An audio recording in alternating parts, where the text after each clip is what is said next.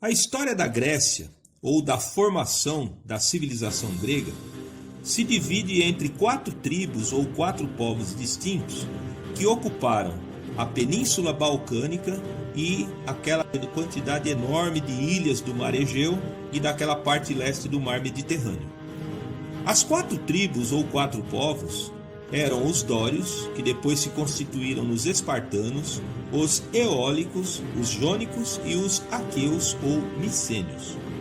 Também na ilha de Creta já havia uma civilização importante, a civilização minoica, cuja lenda do Minotauro advém de lá. Eles viviam da agricultura e principalmente do comércio marítimo com os egípcios. Os dórios eram um povo belicoso, fortemente militarizado, e decidiram invadir a ilha de Creta. Assimilaram e se fundiram com a civilização minoica. Haviam também os jônios, que mais tarde fundaram Atenas.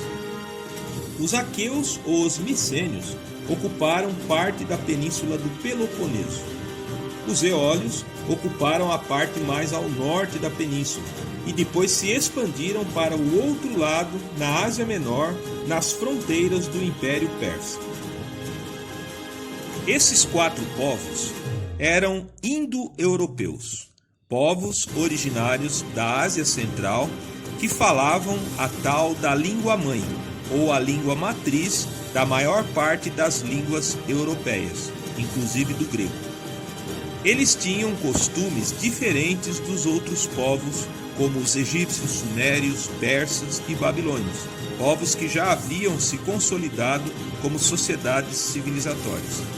Esses 4 povos não encaravam a terra como propriedade particular, nem cercavam terrenos e nem estabeleciam territórios. A terra estava ali para ser utilizada por todos que precisassem, e ninguém era dono sozinho. A produção agrícola era dividida por todos. Os seus costumes, sua linguagem e sua religião eram bem parecidos entre eles.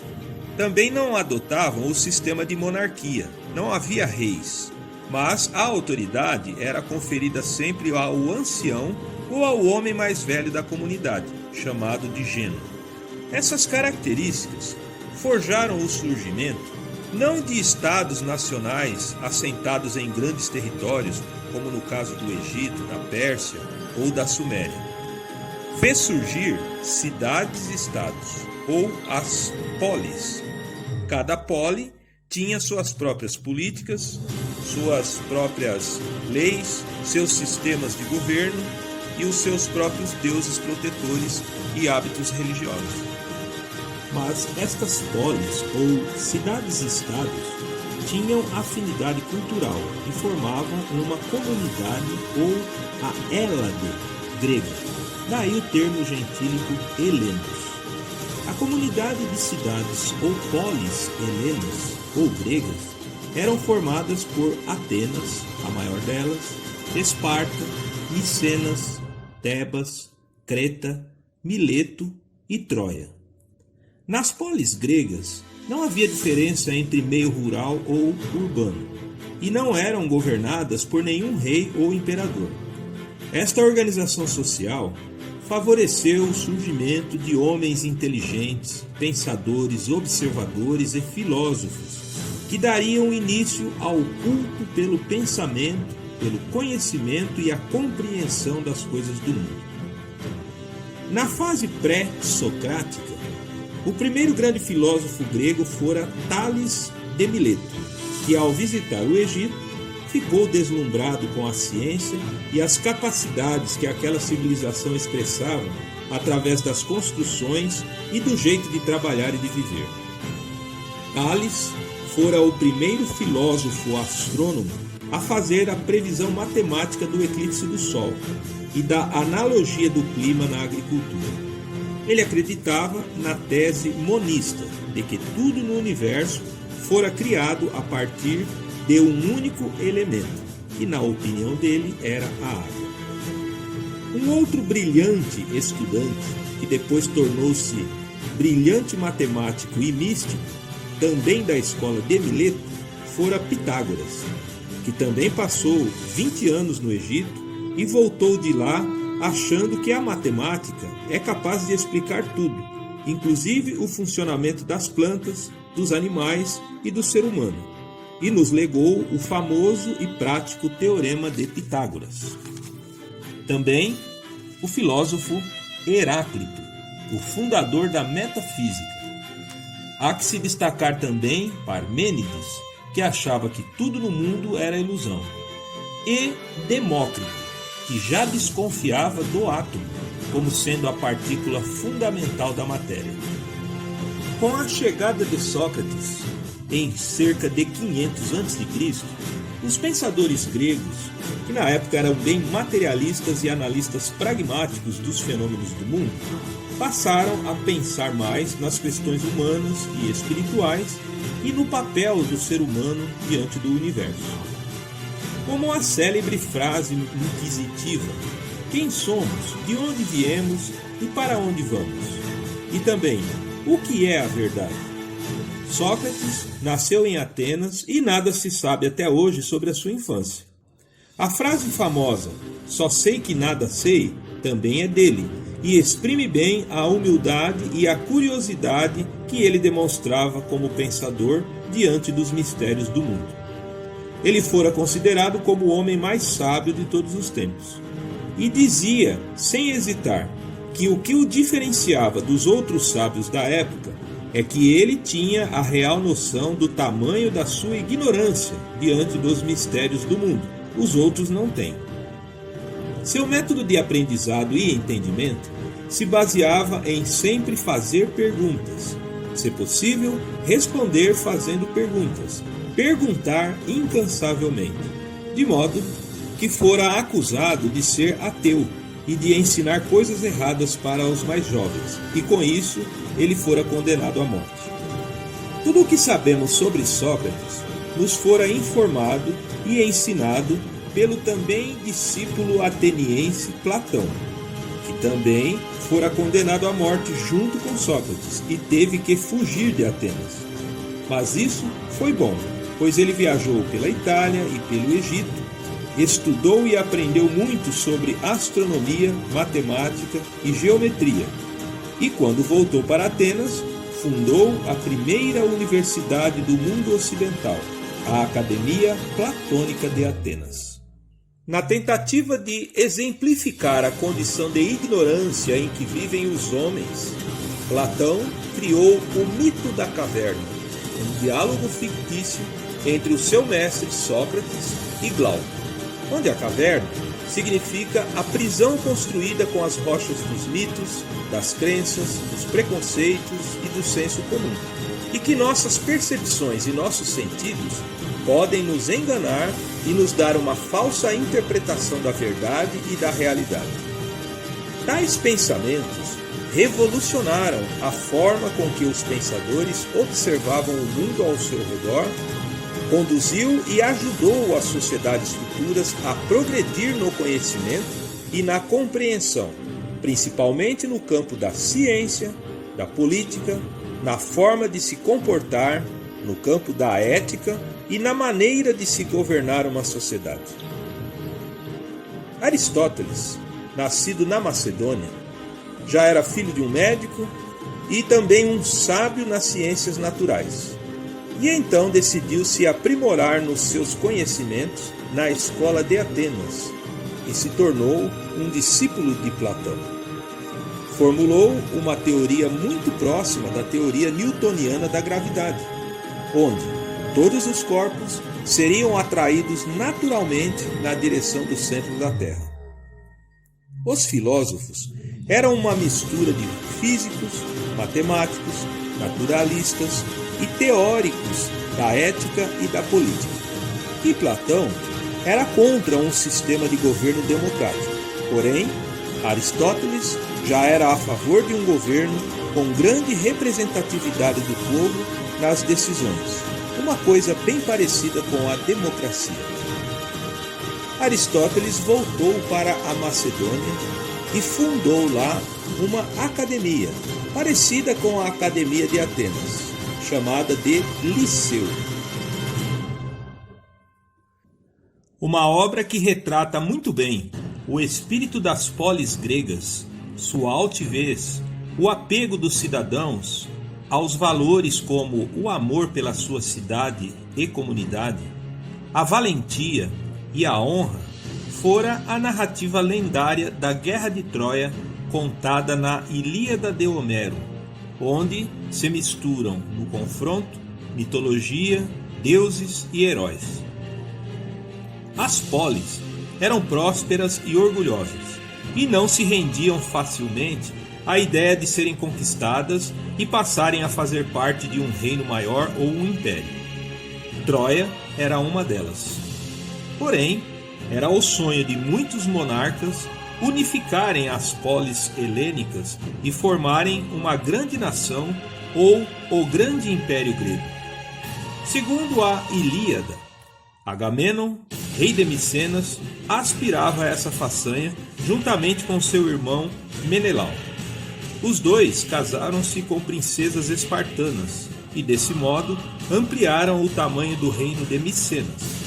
Menelau teve então uma de suas esposas, a espartana Helena, que era muito bela, roubada por um príncipe troiano, Paris, e Agamenon então incita seu irmão traído a guerrearem juntos contra Troia, que tinha fama de ser uma polis valente e até então inconquistável. Segundo essa narrativa mitológica, por trás dessas desavenças humanas estavam os deuses. De um lado, Atenas, Hefesto, Hermes, Hera, Tétis e o poderoso deus dos mares, Poseidon, todos torcendo para a coalizão grega. Agamenon, Menelau, Ulisses, rei da ilha de Ítaca, um ardiloso comandante militar, e Aquiles, o matador de homens mais terrível da história, juntamente com seus fiéis lutadores mirmidões, ferozes e afamados combatentes da Tessália. Todos aceitaram lutar contra Troia ao lado de Agamenon e Menelau. Os gregos então formaram esta coalizão, juntaram grandioso exército e poderosa frota armada, cruzaram o mar Egeu rumo ao noroeste da Anatólia para resgatar a esposa de Menelau, Helena de Troia, mas no fundo mesmo, tudo era um pretexto para invadir e conquistar a gloriosa Troia.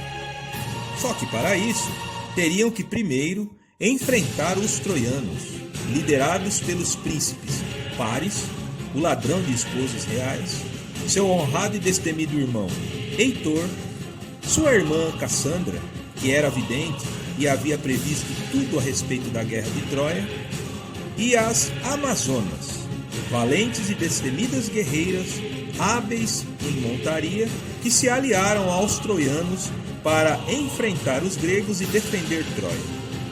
Torcendo para os troianos estavam os deuses Apolo, Afrodite, Ares, Ártemis e Zeus. Se os gregos acharam que seria fácil romper os portões gigantes e adentrarem as muralhas troianas para tomar a cidade, se enganaram redondamente. A guerra durou 10 anos, e embora o exército grego fosse bem mais numeroso e contasse com a fúria bestial e a bravura de Aquiles e seus mirmidões, a cada tentativa de invasão, os troianos repeliam o ataque com arqueiros precisos e tática de guerra inteligente e eficiente. É aí que acontece o incidente onde o príncipe Heitor mata em batalha o jovem aprendiz Patroclo, primo amado de Aquiles, de modo que este, enfurecido, o desafiou para um duelo mano a mano. Quando todos achavam que Heitor declinaria do convite de Aquiles por razões óbvias, o mesmo aceita o desafio, luta bravamente contra a fera, mas, como previsto, acaba caindo pela espada. Mas Aquiles desiste da guerra, de modo que o exército grego, já cansado e agora sem o apoio moral de Aquiles, passam a se retirar do campo de batalha. Quando então Ulisses, o genial estrategista militar tem uma brilhante ideia: construir um cavalo grande de madeira, oco por dentro, onde uma tropa de combatentes, incluindo Aquiles, Ulisses e Agamenon, ficariam ali escondidos. E o cavalo, como no costume nas guerras gregas, seria deixado ali de presente para o inimigo vencedor, para agradar aos deuses. Os troianos, então, ao ver o tal presente de grego, o colocam para dentro dos portões de Troia, para levá-lo até o templo, de modo que os combatentes gregos saem de dentro do cavalo, abrem os portões para o exército grego entrar, de modo que naquela noite fatídica, Troia cairia com todo o seu esplendor e sua glória. Nesse confronto final, morreriam o rei grego Agamenon e Aquiles, pela flechada no seu ponto fraco, o calcanhar, uma flecha desferida por Paris, o sequestrador de Helena de Troia, que ao final do combate entrega a espada real troiana com a qual lutou Heitor para Enéas, onde recitou a frase célebre: enquanto essa espada estiver na mão de um troiano, a civilização de Troia jamais perecerá.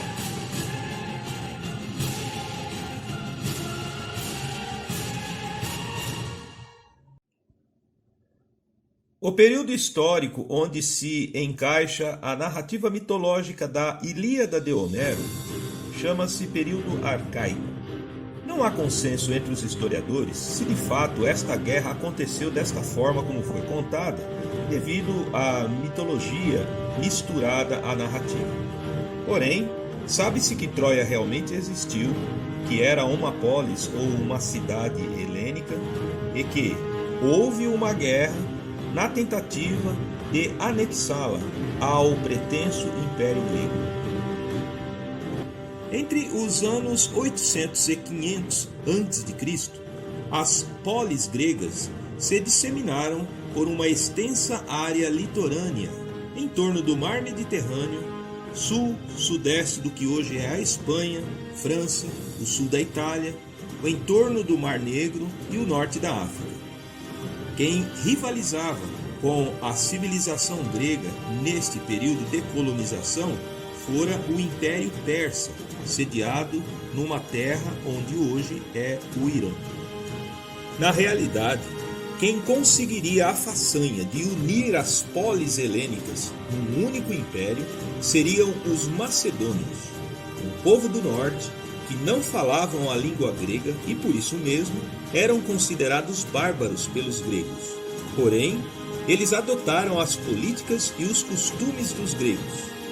Com o rei Filipe II da Macedônia, conquistaram as polis gregas do Mediterrâneo e nas mãos do seu filho, Alexandre o Grande, que havia sido educado por Aristóteles, portanto, havia se tornado um sábio e ambicioso imperador conquistador, em apenas 35 anos, o Império Macedônio se estendeu para além da bacia do Mediterrâneo, para a Mesopotâmia, a Média, na direção da Pérsia, Báctria, chegando às fronteiras da Índia, se configurando então na maior e mais rápida expansão imperialista da história. Alexandre o Grande também conquistou a Palestina, onde hoje fica o Oriente Médio, parte do norte da África e o Egito, onde erigiu uma cidade com o seu nome, Alexandria, nome este que perdura até os nossos dias. Mas a expansão e a sustentação desse grande império dependia muito da genialidade e do controle de Alexandre o Grande. Por isso, com a mesma rapidez com que esse império cresceu, acabou se desvanecendo. Com a morte de Alexandre o Grande e nas mãos de Alexandre III, o império fora fragmentado entre vários comandantes militares.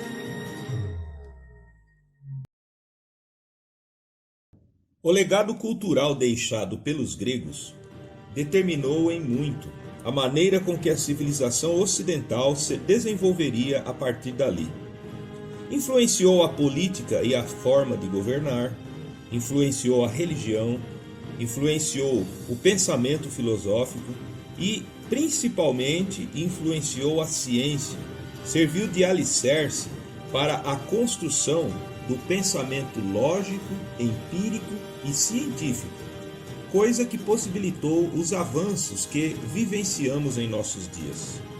Também os Jogos Olímpicos, que começaram em Atenas, proporcionou o surgimento de uma quantidade enorme de modalidades esportivas e disseminou o apreço pela prática de esportes.